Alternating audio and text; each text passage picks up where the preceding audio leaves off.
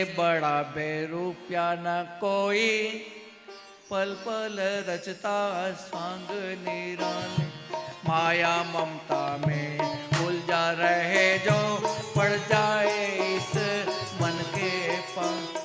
मन के बहकावे में ना आना, मन के बहकावे में ना आना।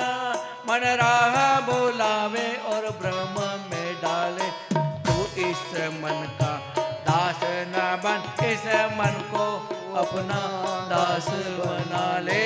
तू इस मन का दास न बन, इस मन को तू अपना दास बना ले। ये मन बेरुपया का काम करता है, अलग अलग के स्वांग रचता है। इस मन के चक्कर में नहीं आना। मन है शरीर के रथ का सारथी, रथ को चाहे जिधर ले जाए। इंद्रिया है इस मन के घोड़े, घोड़ों को विषयों की ओर भगा। आत्मा और शरीर के मध्य में, आत्मा और शरीर के मध्य में, ये मन अपने खेल दिखाए।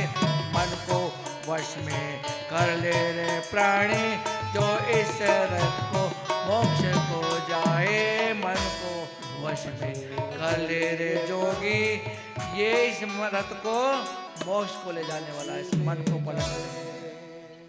मन के विषय में बताया। मन बड़ा, कोई कहते हैं आदत बुरी सुधार लो, हो गया भजन।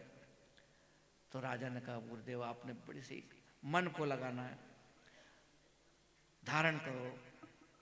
तो आप कह रहे कि मन को लगाओ, तो मन को किस में लगाना? वो लोग कहते आंख बंद करो, ध्यान लगाओ। आपको बोला कि आंख बंद करो, ध्यान लगाओ, तो आप क्या नजर आए आपको अंदर आंख बंद करने के बाद? जो देखा वही दिखेगा नहीं। आंख बंद करोगे तो जो देखा हुआ संसार में वही नजर आएगा नहीं। घर गृहस्थी, अपने दुकानदारी, बाल बच्चे, परिवार, वही नजर आएगा। साधु लोग वो कहते बाबा बोलो आंख बंद करो, ध्यान करो। अरे ध्यान किसका करें? ईश्वर को भी देखा थोड़ी कहते हम ध्यान में आ जाएगा वो।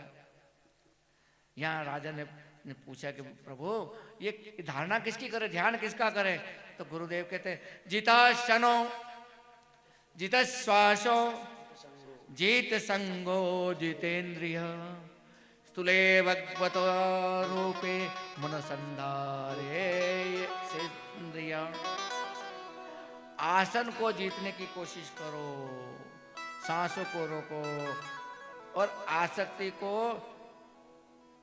इंद्रियों के द्वारा उस पर विजय प्राप्त करके और बुद्धि को मन में लगाओ। इस प्रकार से उस स्थूल रूप में उस परमात्मा का ध्यान करो, उस ईश्वर का ध्यान करो। इसलिए बार बार कहते हैं कि मंदिर जाया करो, मंदिर में दर्शन करा करो। दर्शन मतलब वो मूर्ति को, वो छवि को, आज कौन सा श्रृंगार हुआ है, आज कौन कौन से भगवान को वस्तु अर्पण है, कौन से पुष्प है, कौन से बागे हैं, ये देखेगी नहीं आंखें। तो देखने के बाद में खाली देखना नहीं, एक बार नीचे से ऊपर देखा और जैसे वो हम बटन दबाते हैं ना फ्लेक्स का, बटन दबाते एकदम कैमरा जो अपने फोटो खींच लेता है, इस प्रकार से उस फोटो को खींच करके और हृदय में विराजमान कर लो कि आज हम दर्शन करके आए। और फिर कोई पूछे कि आज गोवर्धननाथ में कौन से दर्शन थे, तो काय के दर्शन थे, याद नहीं आ रहे, ध्यान नहीं। तो फिर क्या करने गए थे वहां पे? और जिसने दर्शन किए हैं तो वो आंख बंद करेगा ना, उसको वो दृश्य दिखाई देगा। अरे आज तो ठाकुर जी ने बड़े गुलाबी रंग के वस्त्र पहने और पीछे इतना सुंदर सा, इधर गैया चांदी गैया, इधर गोपाल। वो सारा वर्णन तब होगा कि जब आपने दर्शन किए हैं। तो जो देखा है वही ध्यान में आएगा। तो यही कहते हैं सुखदेव जी के राजन, इस प्रकार आसन पर बैठ करके इंद्रियों को वश में करके उस ईश्वर का एक संक्षिप्त रूप में छोटा स्वरूप को ध्यान करो। इसलिए सबसे छोटा रूप बाल गोपाल का बताया। बाल गोपाल के ज्यादा नखरे नहीं है, खाली टाइम टाइम पे खिलाना पिलाना और कुछ नहीं। और बड़े के अगर रोए तो बड़े बड़े बागे लाने पड़ेंगे। तो अच्छा है कि हमारा गुरुदेव स्वामी वल्लभाचार्य जी महाराज ने बताया कि बालक की सेवा करो, जिससे बालक ही करते हैं, बड़े की बताते तो वो हो नहीं पाती।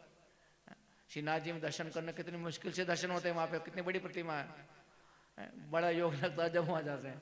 तो ऐसे छोटे बाल गोपाल को